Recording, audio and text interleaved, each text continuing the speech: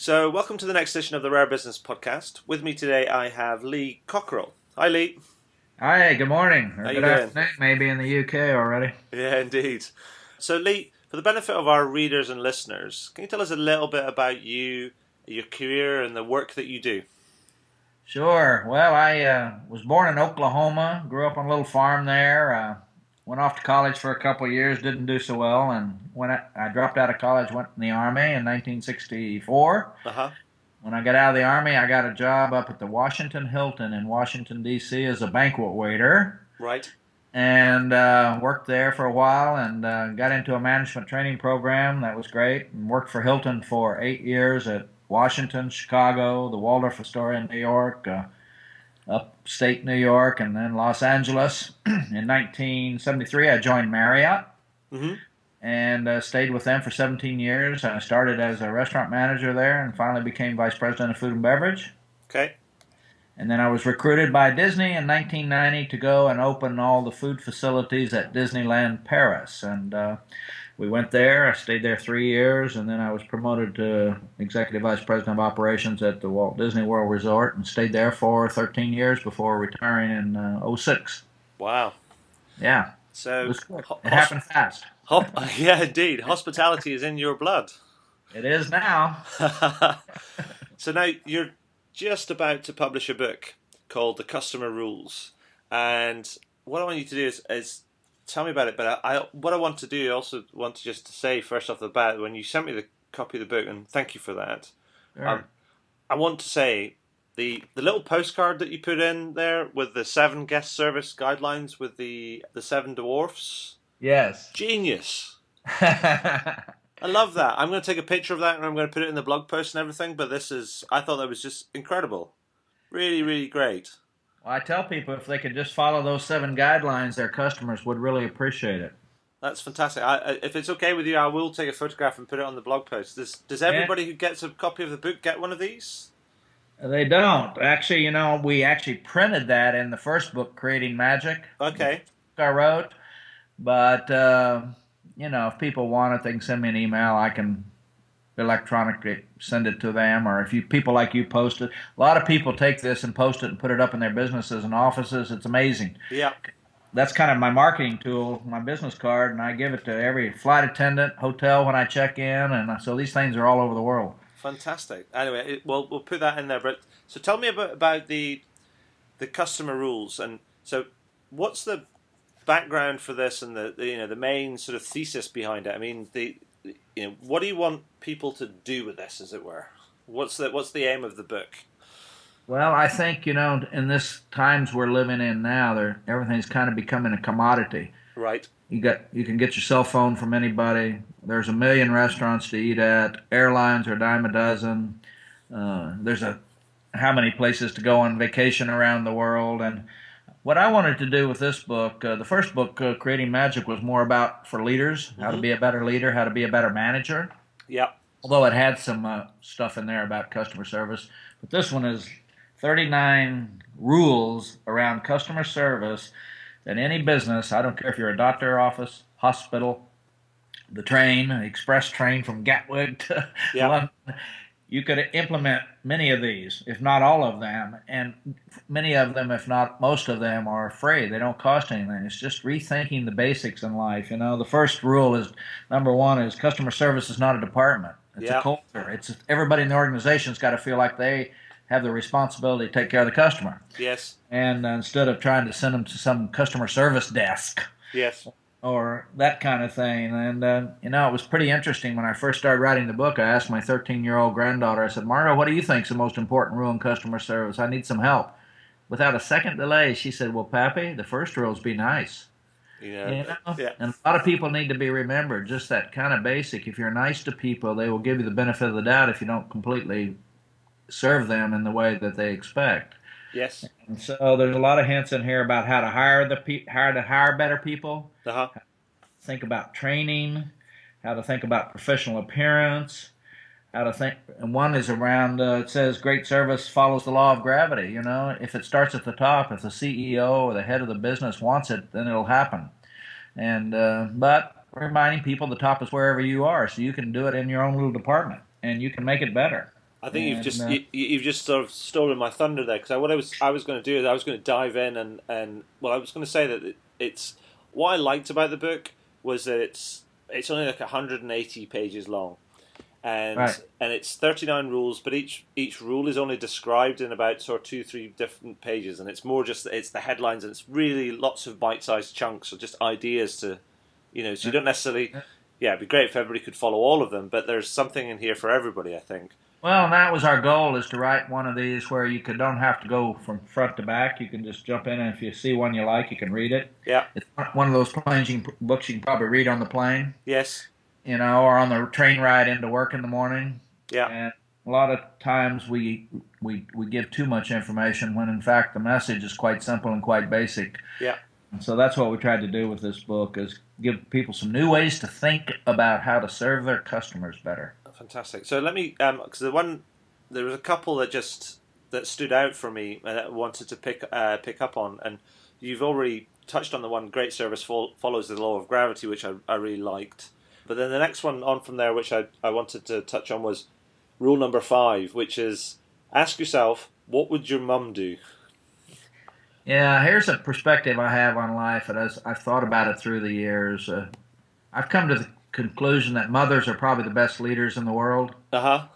They are totally committed. They don't care if you're happy. They have a long-term vision to develop you, to build your self-esteem, to build your self-confidence, to make you believe in yourself, to be there for you 24/7. And I always think about, my mother could always make hard decisions Yes. because she always wanted to make the right decision.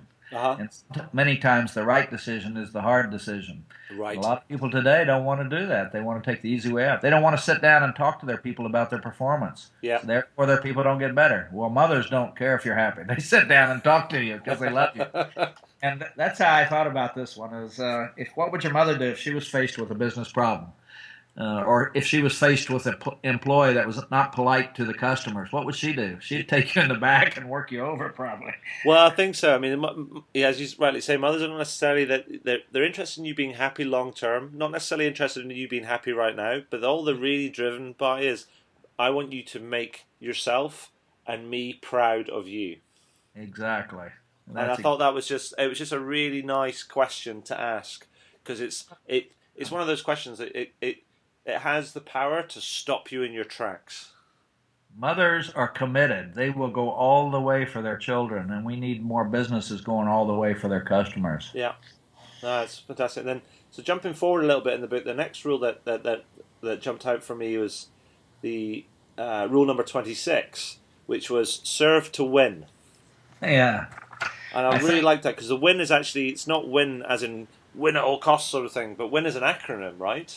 Yeah, if you want to win and you want to come out on top, that WIN stands as an acronym for What's Important Now. Right. What I want to put there is, so too many times we walk into a business or walk up to the front desk of a hotel or into a restaurant and we're kind of ignored. People don't stop talking to each other. The hostesses keep chatting. The people find the front desk. They keep doing their little paperwork. Instead of what's important now is to raise your head, walk toward the customer, and take care of the customer. That's what's important now. Yes.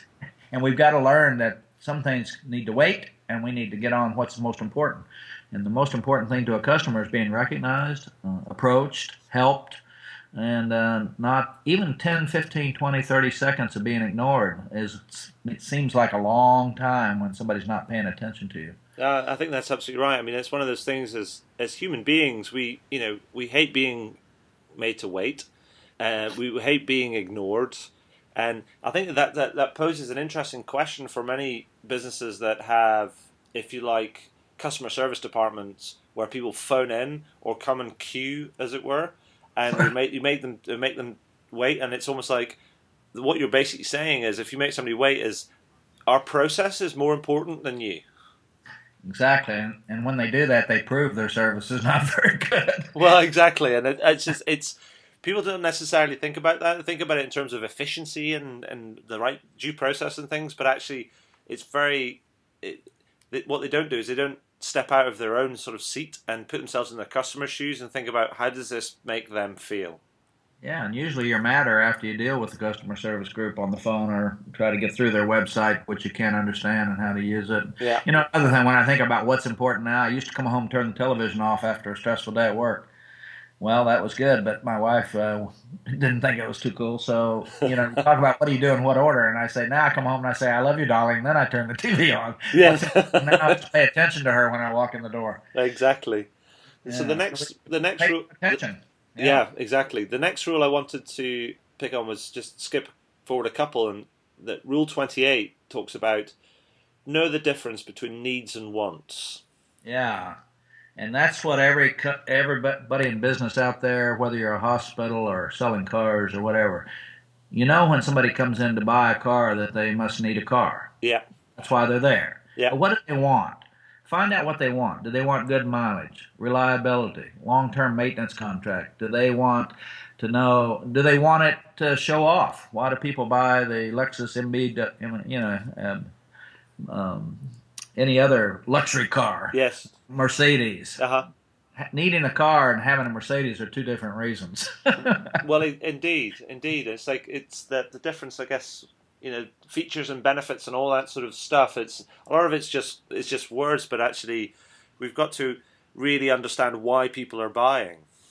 Sure. I mean, you go to a restaurant, maybe you need dinner, but what you want is to be treated respectfully. You may be celebrating a special holiday, a birthday, an anniversary, or Yeah, you go to the hospital. You need surgery, but what do you want? Safety. You want to be a reassurance. You want to make sure it's clean, sanitized. You're not going to get worried. I mean, yeah. your wants are deep, and sometimes it's an insecurity. You're not, and need to pay attention to those wants, which are not as obvious. Yeah, indeed, and therefore requires, like you were saying before, requires you to pay attention.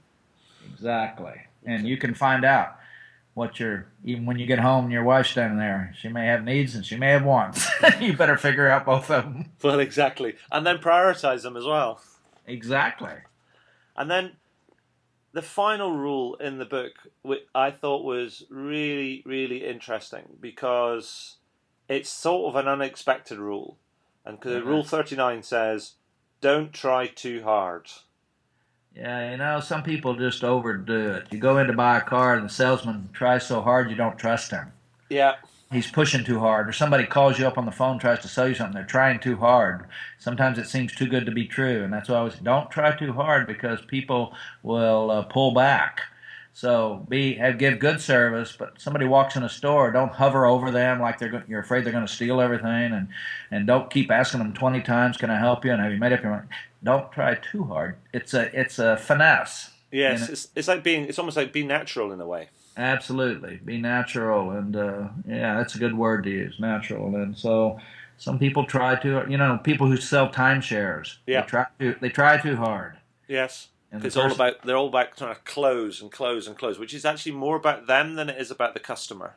well, Disney sells timeshares, All right. vacation club, but it's very low key. Okay. No pressure. Yeah, No because I pressure. guess the people that want to be there will show up, right? They let you come there. They don't force you to go there. Yeah. Yeah. Okay. So, Lee, these are tough. 39 rules. That's great. I mean, but in all of this, what do you think are the main lessons for businesses following your huge experience in the writing and for all these big companies and things? I mean, Yeah. what should businesses be doing differently? I think there are three things that I would focus on no matter what business I was in. Uh huh. Number one, get better at hiring and promoting people. Okay. People are picking the wrong people. They're hiring people with can't do attitudes, with low passion. Second thing, up your training dramatically. Get people trained and tested, which gives them self confidence, makes them believe in themselves, and they can execute the service better. Mm-hmm. And last, really work on the culture of your company to create a culture where everyone matters and they know they matter. They wake up in the morning and they want to come to work because they're proud, not because they have to come for the paycheck. Those three things. You get those three right, everything else will happen. It And that's what people don't realize. They don't understand. Those are basics. Hire the right people, train them, and then have a culture where they are excited, where there's hope, where they can get promoted, where they get trained and developed. And boy, when you get that going, you can't stop people. I mean, it's refreshing, but what's actually interesting is that we live in an age which is almost defined by technological advancement, and yet Exactly. what you're saying is actually it's all about the people. Absolutely. And I tell you, rule number 9 about hire the best cast, I work with a lady who's really gotten this down. How people are motivated and how people overcome obstacles. Yeah, People who can overcome obstacles, they get to work on time. They come on the same highway with the people who are late. yeah, And they always figure it out. And when you hire people that know how to overcome obstacles in life, and we all have a lot of obstacles, these are the winners. And these are the people that are going to come overcome obstacles for your customers. They're going to be at work on time. They're not going to have excuses. And it's an incredible thing to pay attention to that. Sometimes we hire because people have skill, and skill's not enough. no. It's not enough. Well, you can train skills, can't you? Absolutely. It's the only thing you can do. You can't change somebody's attitude and you can't make them passionate, but you can train them. Excellent. So in your experience and from the people you talk to, I mean, that for many businesses may actually feel quite hard because they've been very process or system or technology or equipment driven, and it's more about controlling their people that working the machine, as it were. And, Well, and that's quite a shift. And so, what can they do to make that change easier? Does it just start with the hiring of people, and that's the slow drip, as it were? I think first they have to learn how to hire, how to interview better, Okay. and start to understand that. But everything's hard before it's easy. But if you don't do the hard things, 5 years from now, your business, you'll be out of business. Yeah. A lot of companies are waking up to say, "I've got a great product, but I'm losing my people. I'm having high turnover. My business sales are going down. I don't know what's going on." And it's usually the culture, the wrong people, and they're not trained. So people quit coming back. At Disney, the main thing is training. When you Yeah. come there, everybody knows what they're doing. Yes. I mean, that's what people talk about are the people at Disney, not about the ride. They don't talk about the rides. They talk about the people. Yes. And that's where they got to go. And I think this book can help people a lot to maybe wake up Uh and huh. and even if it takes you the next 2 or 3 years to change your culture, 2 or 3 years is going to go by anyway. So you better get with it. Uh, And you got to, if you're not getting better, you know, you know where you're going. You're going to stay. well, uh, You're going to get worse, and you got to work on it. And maybe they need help. Maybe they need to read more. Maybe they need to get some help to help them. Maybe they need to hire some people into their company that starts to focus on the basics and the really important things that can make a huge difference 3 or 4 or 5 years from now. yeah. So it is about doing the hard work and starting early, because if you don't, then you're just going to get left behind. Yeah, don't expect immediate results. Anything that's worth it takes time. Yeah. It's like raising kids. It takes 18 years. Yeah. Indeed. And even then, it doesn't finish. I mean, I was just speaking to my mum and dad on the phone earlier on, and it's their 45th anniversary tomorrow. And my mum was saying, you know what? It's never finished. You learn new stuff, new things every day. It's always a work in progress. Tell your mom and dad. My wife and I were married in 1968 too. We have 45 coming up in August, so Okay. we can't catch up with them. But see, you could be my son. Well, I'll tell you what. I think what's really great is that I'm still learning stuff from my dad and my mum, Yeah, every day. But what's really interesting is how the dynamics change, because they're also learning stuff from me now as well. that's good. I have to call up my grandkids and my son to come and show me how to use all the technology in my desk. And that's yeah. I generally become a bit of an IT help desk for my dad sometimes. I bet. Good for you. You both are offering something. That's great. Good partners. Thank you. So, is there anything else that you'd like to add? I mean, so other than those top three tips of that from the book that as we round off the conversation. I mean, is there anything else that you think actually, or are those are the three things that you think? Well, actually, if we did those three things, or every business did those three things, then we'd be on the right track. Well, they would, and I'd say the one last thing I always tell people is don't. Everybody should not underestimate what they are able to do if they put their mind to it, focus on it. Most people underestimate the impact they can have on other people, Yeah. their own perseverance. Don't underestimate it. If you put your mind to something, it's like writing this book. I got up every morning and wrote I went to Starbucks 6:30, 7:30, read the New York Times, came home and wrote for 2 hours, 2.5 hours every morning. In a couple of months, you got a book. You got to Yes. get with it. You got to step out there and take that first step. And And the first step's getting all your employees together and tell them, hey, we're going to go from being good to great, or we're going to go from great to greater, and it's never too late to get better. And we're Fantastic. going to start today. And That's great. Yeah. So, Lee, I always finish these interviews with one final question, and that is, what would you like to shamelessly plug? Well, I love to plug both books. My website, www.leecockerell.com, because it has a free blog on there with 500 posts about leadership management and how to improve your business. Okay. It promotes my Leadership on the Go app. Okay. Carry with you and look up an idea every day. And, just generally, my contact information is there. If somebody I'm going to the UK on the 9th of March to work for a company. I'm going to do a day and a half workshop for them up near Manchester. Okay. The guy learned about me by reading the book, and then he went to my website, so that's always helpful. Fantastic. Well, I'll make sure we get all that linked up and tell people about the books, your website, and how to get in touch with you. And that's been great, Lee. Thank you for your time today and sharing your experience and your insight with us. I mean, that's been fabulous. Thank you, Adrian. I'm glad you included me. You're very welcome.